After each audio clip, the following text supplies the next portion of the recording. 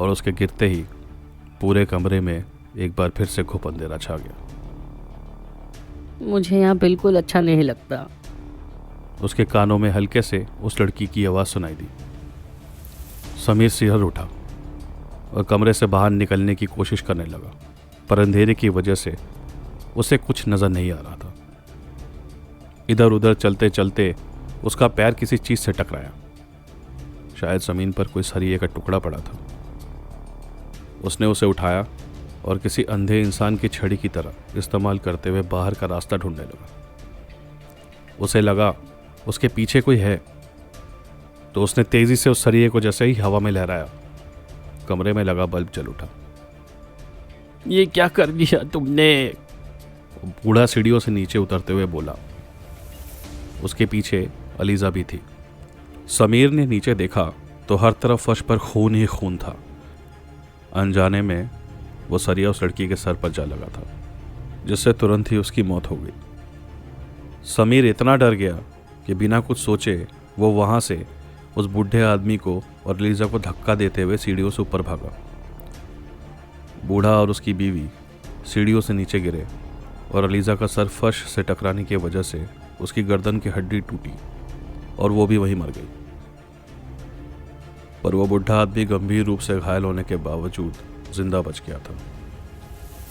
मेरी बेटी बीमार थी समीर। मैं तुम्हें ज़रूर ढूंढ निकालूंगा और तुम्हें इन सब की कीमत चुकानी होगी। हमने तुम्हें आसरा दिया और तुमने हमारा सब कुछ छीन लिया। वो बूढ़ा दुख और दर्द से कर्राते हुए बोला।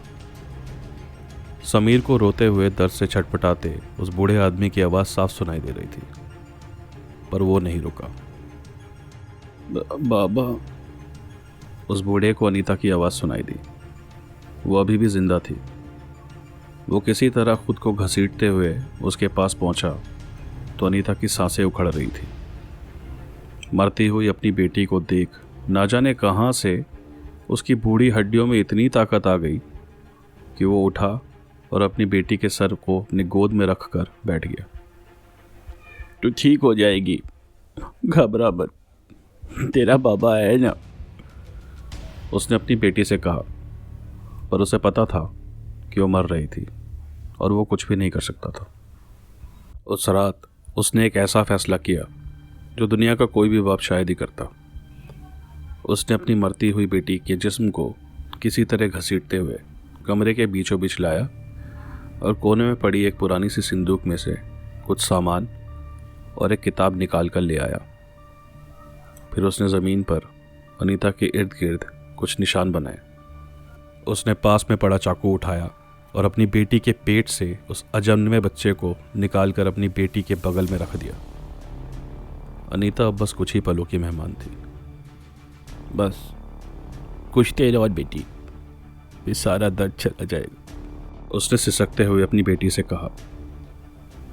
उसने अपनी बेटी को एक आखिरी बार देखा और उस चाकू से उसका गला रेत दिया और फिर उसने अपनी बेटी को एक अनुष्ठान करके उसकी रूह को एक लकड़ी के बने हुए छोटे से डिब्बे में बंद कर दिया। अब वो एक डिबूक बन चुकी थी, एक ऐसी आत्मा जो तब तक नहीं रुकती जब तक वो उस कार्य को पूरा न कर ले जिसके लिए उसे बनाया गया था। उसी रात उसने अपनी पत्नी और उस अजन्मे बच्चे को नदी के पास दफन करके अपनी बेटी की लाश को पत्थर से बांध कर नदी में फेंक दिया, जिससे उसका शरीर कभी न मिल सके। समीर अब भी खिड़की के पास खड़ा पुरानी उन बातों को याद कर घबराया हुआ था कि अचानक से तेज बिजली की चमक में उसे घर के नीचे सड़क पार चंद पलों के लिए वो दिखा। सर पर किप्पा पहने हुए, बारिश में भीगा हुआ, उसे देखते हुए खड़ा वो बूढ़ा। इससे पहले कि समीर कुछ भी सोच पाता, स्टूल पर रखा लैंडलाइन बज पड़ा। समीर ने फ़ोन उठाया तो किसी ने कहा, उस रात तुमने मेरी बेटी को मार दिया। वो कोई डायन नहीं थी। जन्म से उसकी आंखों में एक दुर्लभ बीमारी थी जिसके कारण उसकी आंखें अलग अलग दिशा में देख सकती थी। शहर से आए तुम्हारी ही तरह कुछ लड़कों ने उसके साथ ज़बरदस्ती की और फिर उसका पूरा चेहरा जला दिया। गांव के बाकी लोगों को कुछ बताए बिना हमने उसे नीचे उस कमरे में छुपा कर रखा था कि एक बार बच्चा हो जाए तो उसे दूर उसकी बहन के पास भेज देंगे। लेकिन तुमने मुझसे सब कुछ छीन लिया और आज रात मैं तुम्हें तुम्हारा किया लौटाने आया हूं। अब वो हमेशा तुम्हारे साथ रहेगी। और फिर फोन कट गया।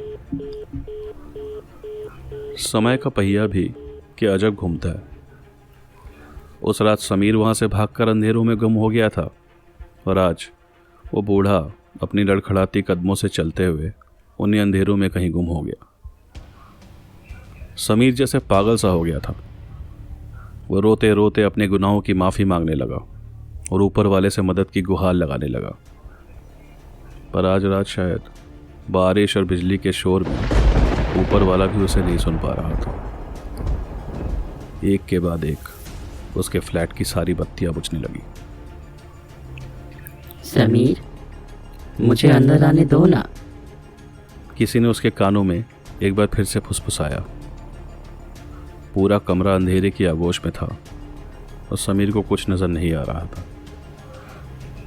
और फिर किसी ने चीख कर उसके कानों में कहा, मैं हमेशा तुम्हारे साथ रहूंगी। वो किसी की ठंडी सांसें और बालों को अपने कंधों पर महसूस कर रहा था। समीर ने धीरे से अपनी गर्दन घुमाई और बिजली की चमक में उसे वो आंखें नजर आई। एक आंख उसे घूरती हुई और दूसरी ऊपर नीचे देखते हुई। लगता है आपके कमरे में भी कोई है, खोलना मत।